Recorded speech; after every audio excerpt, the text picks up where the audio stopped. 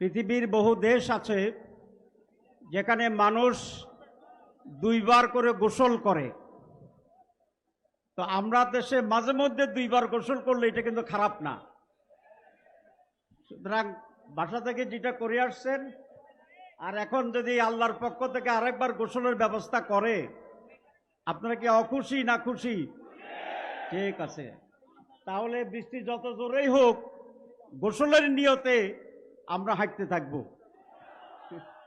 ঠিক আছে, যেহেতু বৃষ্টি এবং মিছিল, আমি সেই জন্য বক্তব্য রাখবো না, কিছু কথা বলতে চাই। এই সরকার আসার পরে প্রথম কথা বলেছিল যে তারা সংস্কার করবে। আমি এখন দেখি প্রথম সংস্কারটা করা দরকার ছিল যেখানে মন্ত্রী, প্রধানমন্ত্রী, প্রেসিডেন্টরা বসে, ওই চেয়ারগুলোর সংস্কার করা দরকার ছিল। কারণ ইতিহাস, বাংলাদেশ ইতিহাস এটা বলে, যারা ওই চেয়ারে বসে ওরা আগে যাই থাকুক, চেয়ারে বসার পরে আউলা জাউলা হইয়া যায়। এই জন্যে নতুন সরকার আসলে এখানে ভালো করে পরিষ্কার টরিষ্কার করে, জিন ভূতের দোয়া পড়ে, গলায় তাবিজ পরাইয়া আমাদের দেশের উপদেষ্টা, মন্ত্রী, প্রধানমন্ত্রীকে বসাইলে কিছুটা হইলেও সঠিকভাবে দেশ চালাইতে পারবে। আজকে সমাবেশ কেন? নির্বাচনের দাবিতে না, নির্বাচন যে তারিখে দিচ্ছে এটা ঠিক আছে। আমরা তার আগেও নির্বাচন চাইছিলাম, ডিসেম্বর হইলেও আমরা ঠিক করতাম,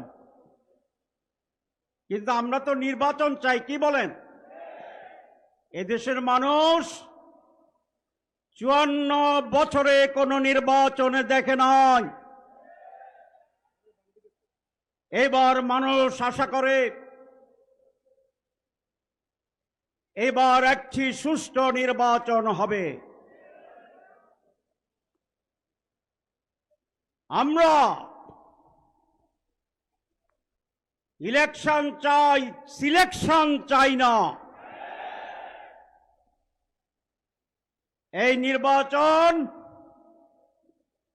একটি ডিজাইনের মাধ্যমে সম্পন্ন করে জনগণের ভোটাধিকারকে আবার হরণ করার পায়তারা ষড়যন্ত্র চলছে। যদি সেরকম তৈরি করা নির্বাচন হয়, বিদেশের ডিজাইনে নির্বাচন হয়,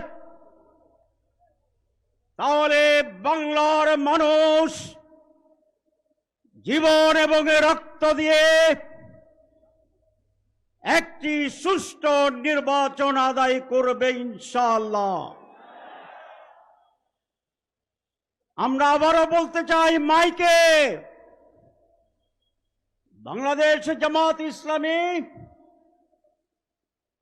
নির্বাচনে যেতে চায়,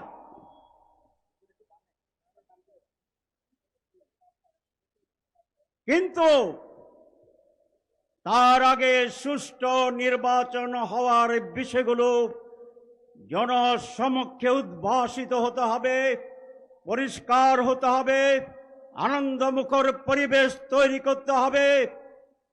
সরকার যেই ঘোষণাপত্র দিয়েছে, একটি মাত্র দল অভিনন্দন জানিয়েছে, বাকি সকলে ইতিবাচক বলে বলেছে যদি এটা করা হয়, যদি ওইটা করা হয়, যদি ওইটা করা হয়, তাহলে মেজরিটি দল শর্তহীনভাবে এই ঘোষণাকে গ্রহণ করে নাই। নির্বাচনে আমরা বলেছি সুষ্ঠু নির্বাচনের জন্য সংস্কার জরুরি। সরকার বলেছে, প্রধান উপদেষ্টা বলেছেন,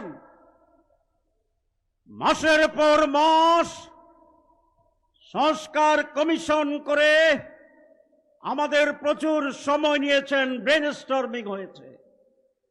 সব কিছুতে ঐক্যমত্য হওয়ার পরে তারা বলছেন এটার কোনো আইনি ভিত্তি নাই।